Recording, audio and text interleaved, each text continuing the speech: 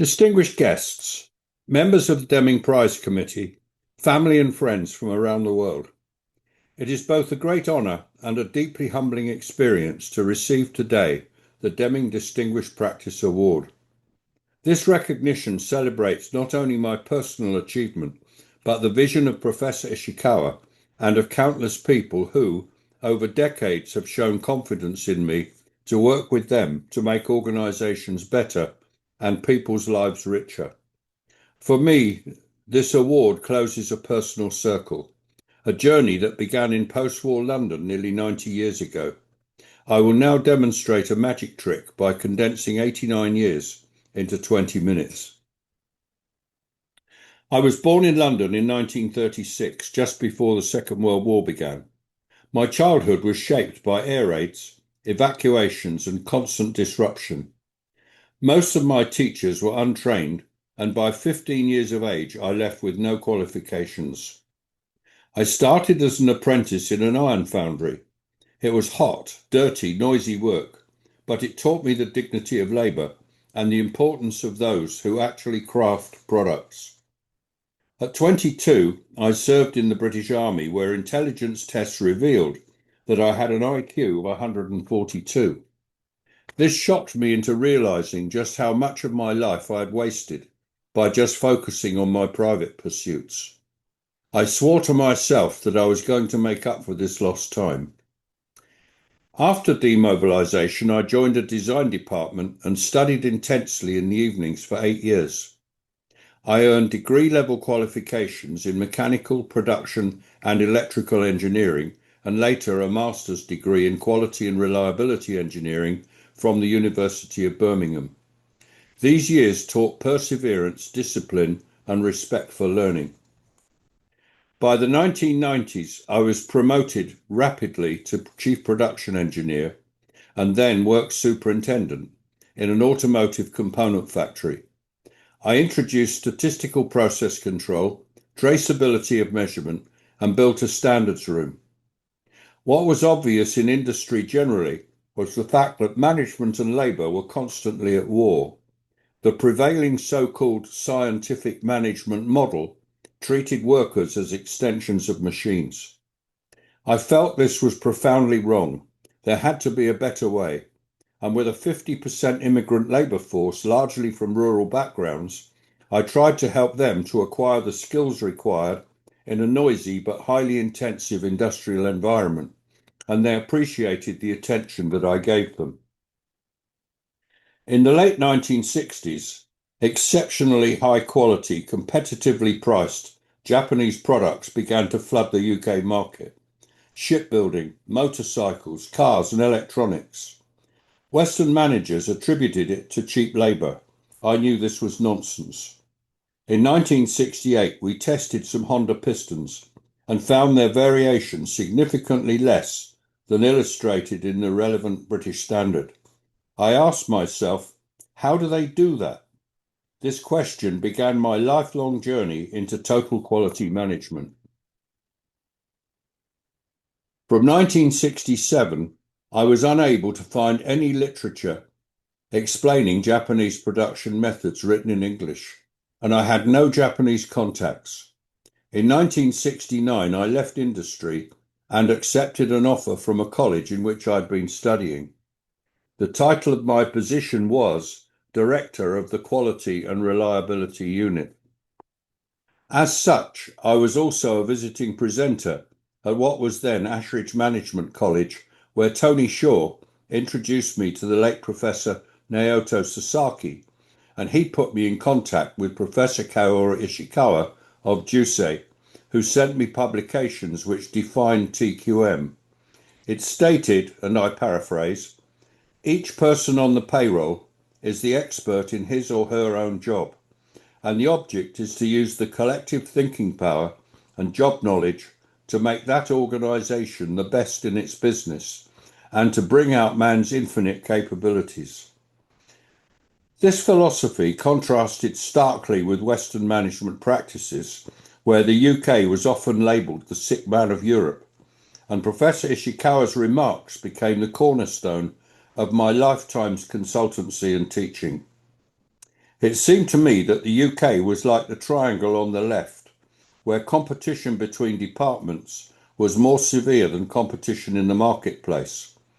From what I learned from Professor Ishikawa, I had the impression that Japanese industrial life was more like the diagram on the right, with everyone working to common goals, but I didn't know how to achieve it. In 1979, I invited Professor Ishikawa to London and organised a 3-day international conference. The top table on day one included the Minister for Industry, the then head of Defence Procurement, a Rolls-Royce executive, and trade union leader attended, resulting in the Financial Times article, Rolls-Royce Sharing in the Secrets of Japan's Success. Fortunately for me, the conference was a great success.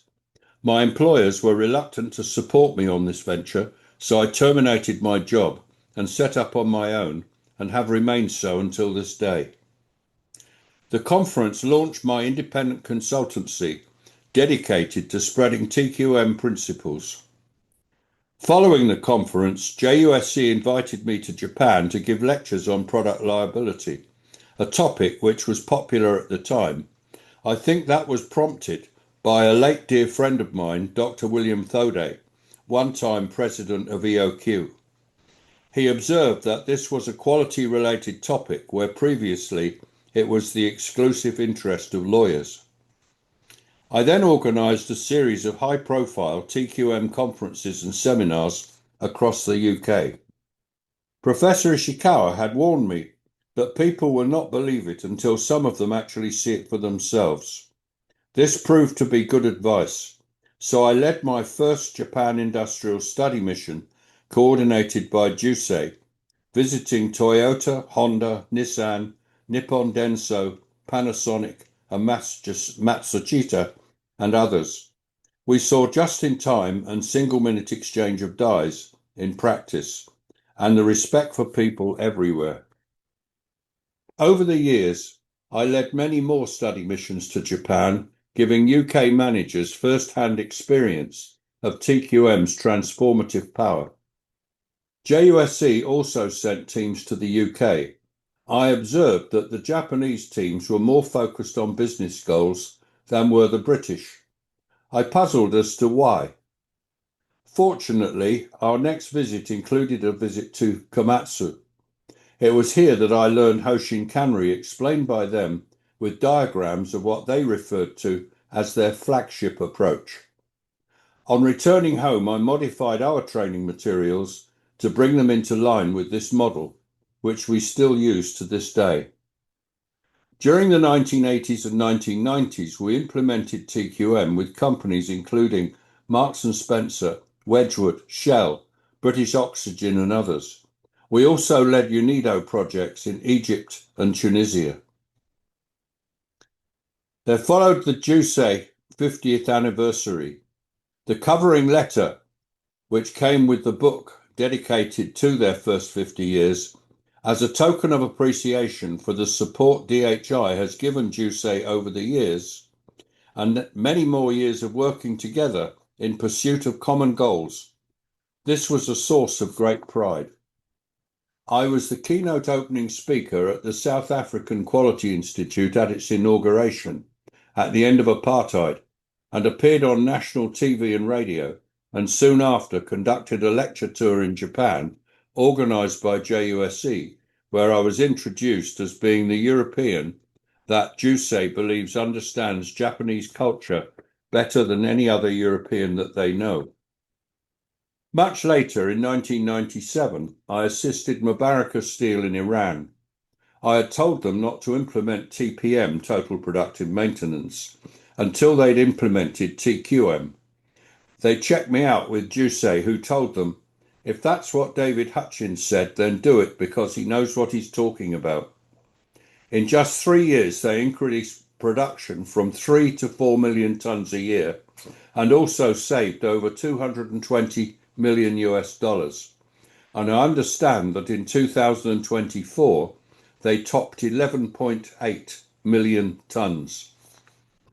Here are some slides of a variety of work that I did over those years. Venezuela, quality circles in craft foods. Professor Ishikawa's obituary, written by me for 2 British daily newspapers. Some of the British, European and other companies where I implemented TQM in the 1980s and 1990s. At Short Brothers Aircraft, I helped them turn an average of 250 million annual net loss into a 450 million net profit in 3 years using TQM. The BBC documented this in a 5-part series, for which I wrote the scripts. There is a link to these in my written paper. The CEO received a knighthood. The next few slides are in several cases an assortment of fond memories. I will be referring to the clip bottom left in a moment. In the early 1990s, during an ICQCC conference in Hong Kong, following a formal QC Circle presentation by a team of 5 children, I began a long and deeply rewarding association with the City Montessori School in Lucknow, India, now the world's largest school. Under the leadership of Dr. Jagdish and Mrs. Bharti Gandhi, they had explored how the principles of total quality management could be applied to education, fostering a culture of continual improvement and global citizenship among students and teachers alike, and they had incorporated QC circles into their education structure for all children over the age of 10. Bottom centre on this slide are my son Michael, niece Elizabeth, wife Margaret and myself. We have all presented at the event in Lucknow, and also on another occasion our daughter Caroline Gayton. I had suggested when in Hong Kong that they organise a conference for schools' QC circles, which they did and have done every 2 years since. And as a symbol of our shared commitment to quality in education, the school later honoured me by naming a hall after me, David Hutchins Hall. It's an enduring reminder that TQM is as relevant in nurturing young minds as it is in industry. Over those years, I presented TQM philosophy in some 40 countries worldwide, and I also had the honour of presenting at both Professor Ishikawa and Dr. Duran's 100th anniversaries. These presentations, seminars and workshops include India, Nepal, Bangladesh, Singapore, Malaysia, Thailand and Indonesia in the Far East. Hence the title of my award-winning book, Quality Beyond Borders. TQM proved universal, not Japanese, British or American, but human.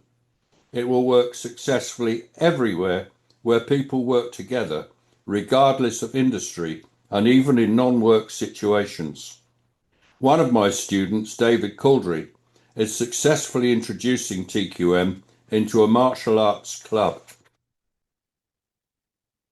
In 2008, the Chartered Quality Institute invited me to design a new diploma in quality management.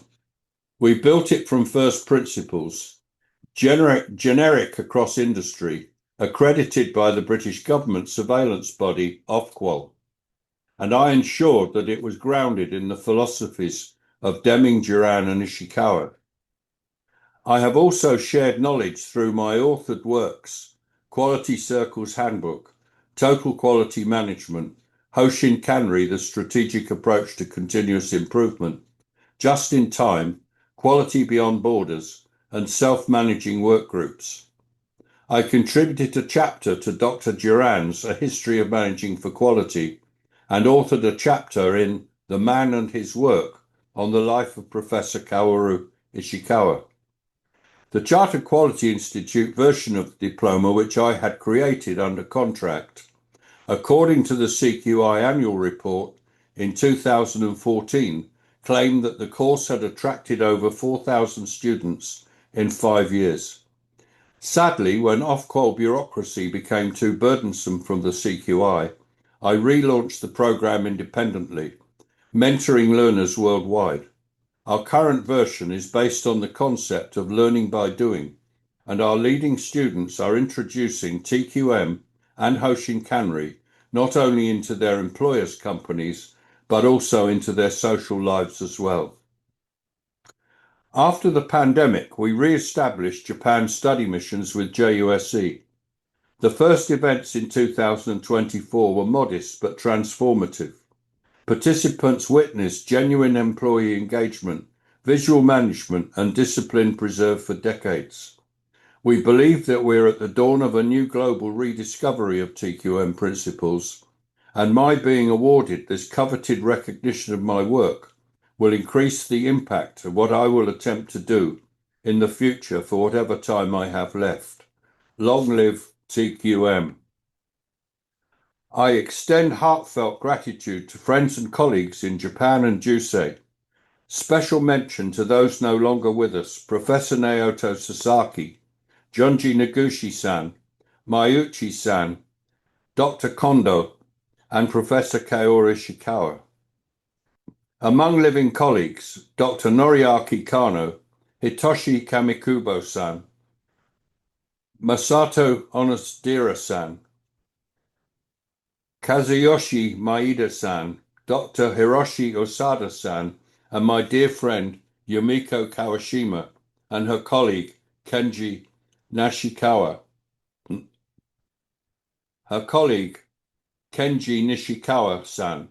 To my wife Margaret, this award belongs as much to you as to me. Not getting any younger, I have a succession planning in my mind, and I'm delighted to know that my dear friend Kola Olutamehin will be taking over my work when the time comes, and I rate him the best among equals. Throughout my life, I have sought to move organizations from management manages and people do to cultures where everyone contributes. And I borrow the term from Microsoft's Bill Gates and refer to it as corporate IQ. Dr. Deming taught constancy of purpose. Dr. Duran, continuous improvement. Professor Ishikawa taught that every person can contribute to excellence, to bring out man's infinite capabilities. If my work has helped organizations adopt these truths, then my life has been well spent. Probably the vast majority of the people who I would love to be learning from this are asleep right now. But if you're a CEO, think about the possible latent resources you have in your care and what they might be capable of. If you're one of those resources, can you imagine that 65 years ago, I could possibly have dreamt of this day? How do you know what you might be able to achieve unless you have faith in yourself and just try? So go for it. I accept this award with deep gratitude, not only for myself, but for everyone who shared this journey. Thank you from the bottom of my heart for this great honor.